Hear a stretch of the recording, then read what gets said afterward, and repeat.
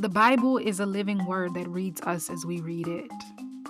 It's a person, a voice that proves that time is not linear, as one sentence can confirm the past, guide the present, and declare the future. You are here. I am here. He is here. We are here right now. In the tomorrow of yesterday and in the yesterday of tomorrow, I thank you for joining today. Hello, I'm glad that you made your way back into the room. It's good to have you. So our last episode we talked about Hagar, our plan B. Essentially, Sarai realized, like, babe, I'm not able to have these children. I know you heard from God that we're gonna have all these descendants and all that other stuff, but I can't have children. So have a baby with Hagar. And then maybe the blessing will be through that baby. And so um, Abram ended up hooking up with Sarai's servant, and they had a son together, Ishmael. Okay, so that was in our last episode. This episode, oh, and that was back when Abram was 86 years old. So God talked to him, told him to leave. He was 75. Gave him the promise. He was 75. At 86 is when Abram actually had his first son by the servant, the side chick in this situation. Fast forward, Abram is now 99 years old. And God reappears to Abram and he reminds him of what he promised him, which is so gracious because I imagine if 24 years passed and things weren't really lining up, I would start doubting what God promised me. But God reappeared to Abram and just reminded him, like, bro, I said what I said. I'm going to bless you. I'm going to give you all of these descendants. Rock with me. Like, make sure that I'm your God. Don't fool around with all these other gods and idols and stuff in the world. But stick with me and I'm going to make you great. I'm going to make your descendants great. I'm going to give you all of the land of Canaan. And this is going to be forever. Like, this is a forever covenant, a forever promise, a forever blessing. And so he did let him know, yo, like, there's some terms and conditions to this thing. And one of those terms and conditions is that I need you and all of the males in your household, including the foreigners, and your son, and all of the sons born to you from this day forth to be circumcised. Um, and for the newborns, when they're 8 days old, they need to be circumcised. Circumcision was the cutting of the foreskin of a male.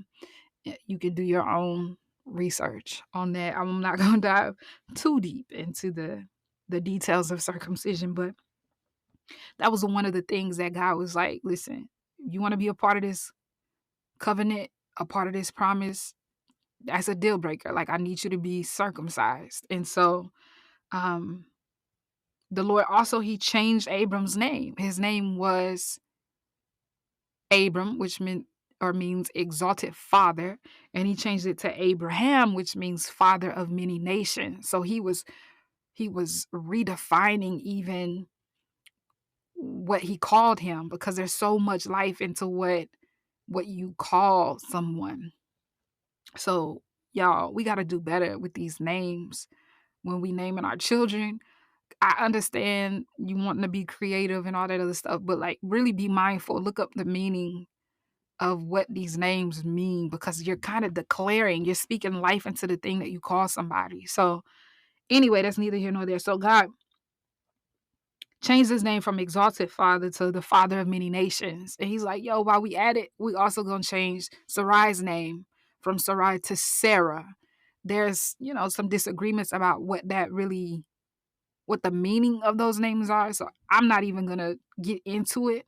But what we do know is that at this point, God tells Abraham, your wife, Sarah, is actually going to be like, I'm gonna bless her with a son, and she's going to be the mother of many nations too. So he factored Sarah into the mix. Whereas before,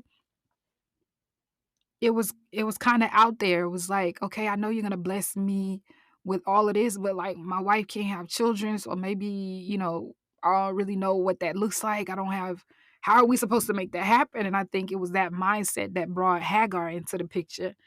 Um, but y'all forgive me, my stomach is growling, and you're gonna hear it because it's being loud and disrespectful.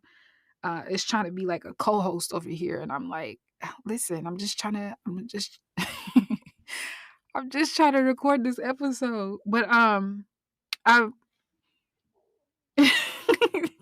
oh, forgive me. Okay, so, yeah, Sarah, that's who I'm gonna do this through, and we're gonna make this happen, and it's gonna be through her. And so Abraham, he heard that, and he, like, laughed to himself, and he's just like, "Yo, I'm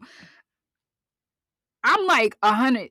I'm pushing 100 and Sarah is 90 years old. Like, you mean to tell me we're gonna have another child?" And Abraham, he proposed the idea like, "God, can't you just bless the son that I already have? Like, just can't you just bless Ishmael?" And God was like, "Yeah, I could, and I will. Imma bless him, like, I'm not gonna leave him out, but this special blessing, the one that my covenant is gonna live through, is not gonna be through Ishmael. That was your idea. That wasn't my idea. I'm going to actually, fulfill what I promised through Isaac, or through the son that you have with Sarah, and you are to name him Isaac, which means to laugh." And so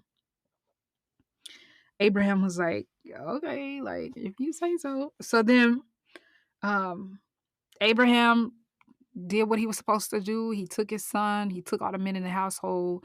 They had their little circumcision ceremony and got it all done. And, so fast forward some more, the Lord visited Abraham later on and just kinda let him know he visited him with 2 other men. And, Abraham was like, "Oh, yo, what's up? Like, y'all are guests at my house. Imma make sure y'all are taken care of." So he fed them, and while they were, like, kicking it, basically, Abraham, um, the Lord and these 2 other men, one of the men asked Abraham, like, "Yo, where's Sarah?" And she was somewhere in the distance ear hustling, but one of the men let Abraham know, like, "This time next year, I'm coming back. I'm gonna visit you again, and your wife is gonna have a son." And Sarah, again, who's in the background ear hustling, starts laughing to herself. She's like, "Bro, like, I'm I'm crusty. Like, I'm old, and Abraham is he dusty. Like, how are we supposed to?" So she's like laughing to herself in disbelief, like, "How are we gonna make this happen?" And the Lord actually addressed her, and he's like, "Why did you laugh when I said that?" And she's like, "Oh, no, like, no, I wasn't." Did that sound like I wasn't laughing. And he's like, "Nah, but you did. You did laugh." And, we're gonna stop. We're gonna stop right there for today. Um, but it's interesting because we're guilty of that. Sometimes God will tell us He's gonna do something with us, give us a dream, a vision. He might send somebody to confirm something that has been resonating in our spirit. And it's like, nah, I wanted that at one point, but it's kind of an outdated dream for me right now. Like, how are you gonna make this happen now? And God is just letting us know, like, yeah, it's laughable, but I'm able because I can do any and everything that I want to do. And so that's where we're gonna stop for today because the story is about to pivot a little bit, and I kind of want to have that pivot with a fresh new episode. But anyhow, I thank you again for joining. I look forward to meeting with you next time if the Lord shall will. And until then, bye for now.